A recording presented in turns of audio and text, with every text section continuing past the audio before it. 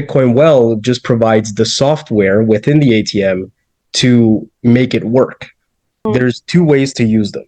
Go to an ATM without a Bitcoin Well account and purchase Bitcoin. Show a Bitcoin address, which is step number one, and select, I want to buy Bitcoin, insert your cash, and then the Bitcoin gets sent to you. The percentages on the commissions when you do it that method is 10 to 20%, right? Like it's very expensive to acquire Bitcoin that way. So the cash voucher system, instead of scanning a Bitcoin address, you scan the Bitcoin Well account QR code. Go to buy Bitcoin. I think it's on the top left, like with the three dots. And you should see a QR code. Right. So you go to the ATM and you've got two options. Do you want to buy Bitcoin at the ATM? Or there should be a little Bitcoin, and then you have what's called the My Portal. And My Portal basically is your Bitcoin wallet. And that's the QR code that you generally, when you talk to people in the Bitcoin space, private key and seed phrase refer to the same thing, the 12 or 24 words that you have. Now you have public keys. And that's what I had when you create 12 words or 24 words. Your private key also generates a public key. Now with the public key, that's what you use to generate addresses where you can deposit Bitcoin into, but you need the private key on the other side to access the Bitcoin in those addresses. So move it. You've got a Facebook account, right? My profile is Gabe Palma, whatever on Facebook. Now, Gabe Palma is my public Facebook profile, but they cannot make changes to my account without my password. And my password to Facebook would be, in essence, my private key on Bitcoin. Because on Facebook, it is a social media and you want people to be able to find you publicly. But on Bitcoin, just because it's called the public key, it doesn't necessarily mean that you want everyone to have your public key, right? You actually don't want to share your public and never your private key. Generate the addresses that you can use to deposit Bitcoin into private key and seed phrase. So then we go on to passphrase, right? And generally, we never talk about, like in the Bitcoin space, if anyone says password, then you should be confused, right? Because most people don't use the word password in Bitcoin. Passphrase, that is an additional option for you to create a new wallet with the 12 words that you already have. And that basically just adds another layer of security, but it also adds another layer of complexity. So yes, a passphrase is something that can live on top of your seed phrase, private key, recovery phrase, all that stuff. Passphrase can be anything that you want. So basically, if I have 12 words, I can say, my passphrase is the number one.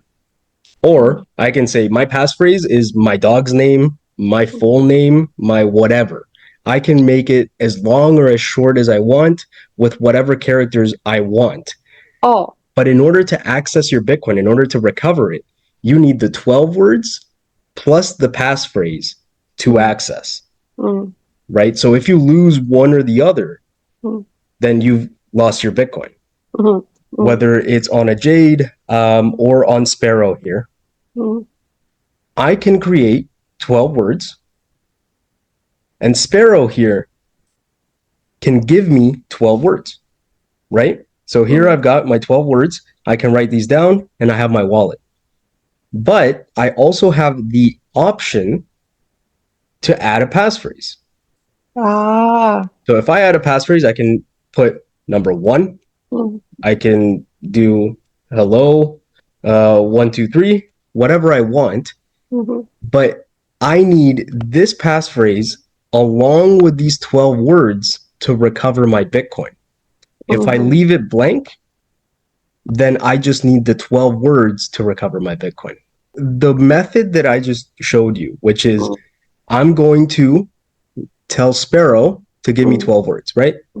If I do that, well, now I just generated 12 words on a computer that is connected to the internet. That's not very secure. Yeah. But if you connect a hardware wallet, like we've done in the past, then your 12 words were generated somewhere else offline. So Sparrow doesn't know the 12 words. Oh. I've got a test wallet here. If I was to try to send here, I couldn't do it just with Sparrow. I need my hardware wallet to authorize the movement of Bitcoin in this wallet because Sparrow doesn't know my 12 words. Paper wallet really refers to you creating your own 12 words. But that's not very secure at all. So paper wallets are not recommended anymore. They were the way to do it back in the day when we didn't have hardware wallets. Right? When Bitcoin first started, that was the only way to get private keys is through a paper wallet where people would generate their own 12 words and then keep it on paper. But that's all it is. Paper wallet is just 12 words that live on paper. It's no longer ever recommended. It's actually less secure. Why? So when 12 words or 12 or 24 words are created, what your hardware wallet does is it generates randomness, right? There's 2,048 words that you can pick from. And as a human, we can think that we're being random, right? We can pick lottery numbers randomly, but there's always some bias in the human brain that makes it actually not random at all. It's very predictable to know what you're thinking. You know what I mean? Now, computers are different. They don't think like humans. It's all binary. It's all numbers. So they can create randomness much more effectively than humans. So even though you think, okay, here's the list of 2,048 words, I'm just going to pick randomly. Well, a computer can come along and crack your seed phrase a little bit easier than a human could because you think you're being random, but in reality, we humans are not random. We're very predictable creatures. Depositing your money at a bank or being your own bank. The difference between the two is who has the 12 words, right? With Blue Wallet, hardware wallets, desktop wallets, whatever you want, the 12 words are in your custody. It is a self-custody wallet. Now, in cases where you don't have the 12 words, like an exchange, for example, ShakePay never shows you 12 words, right? But they somehow keep your Bitcoin. That's because they are your bank, essentially. You're trusting them to have 12 words and have your Bitcoin. But you don't have any control over that Bitcoin unless you ask permission to move it. With a self-custody model, I can take my 12 words and go to any service, anywhere where I can access my Bitcoin, and I have full custody of that Bitcoin. So basically, whenever you have 12 words, it is a self-custodial model. When you don't have 12 words, it's custodial. Bitcoin, so it's self-custodial because you provide them an address when you create your account. Basically, what happens when you deposit cash into an ATM is your account on Bitcoin Well gets funded with $100 bill, for example. Then you select, I want to buy with the $100 that's in my Bitcoin Well account. I want to buy Bitcoin.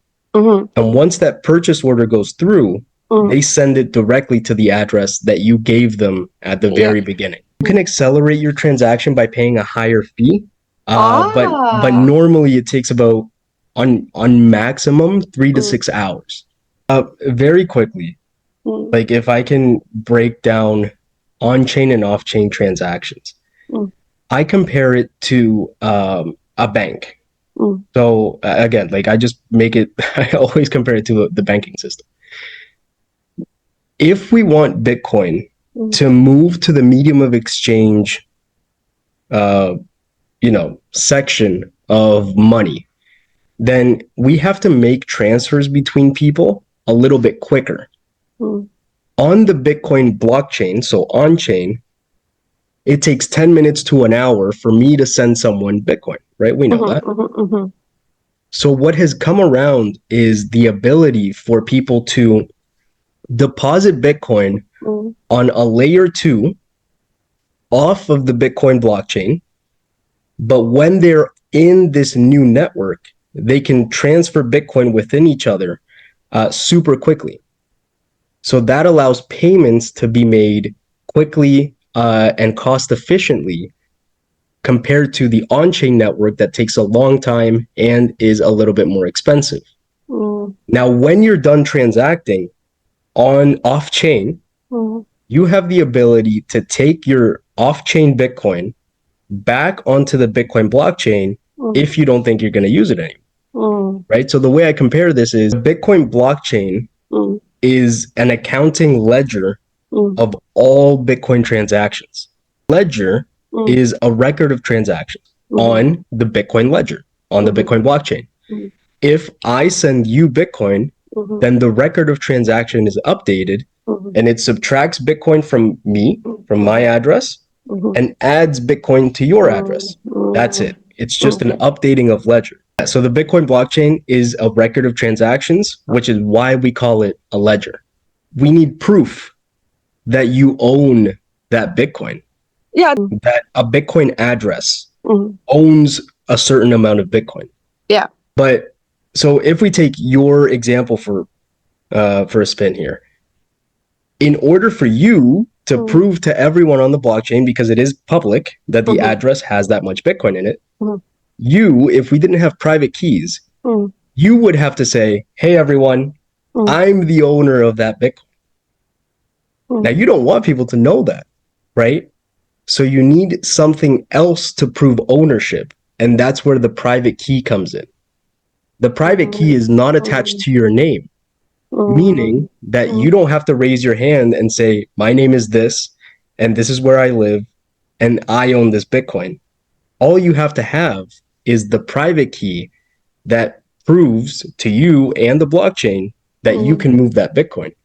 And that's why if someone steals your private key, they now have complete ownership and control of that Bitcoin.